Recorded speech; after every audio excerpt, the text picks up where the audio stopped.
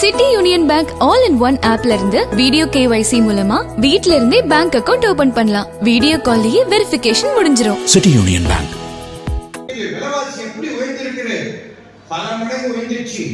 அரிசி பருப்பு 30-40 ரூபாய் இருந்தது. எடப்பாடி ஆட்சியில் இன்னைக்கு 80-90 ரூபாய் ஆயிடுச்சு. இந்த ஆட்சியில் என்ன நடந்துச்சு?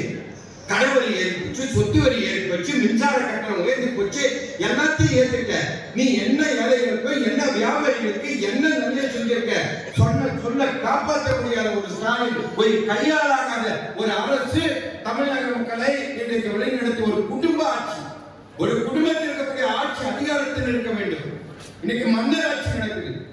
இன்னைக்கு அந்த குடும்பத்தில் இருக்கிற எல்லாருக்கும் மழை சுற்றி எல்லாருக்கும் பதவி, நாட்டிய சூறையாடி கொண்டிருக்காங்க. விலைவாசியை கட்டுப்படுத்த முடியல, எல்லாம் ஏறி போச்சு. சொல்ல காப்பாற்ற முடியல. எவ்வளவு விலைவாசி உயர்ந்திருக்குது?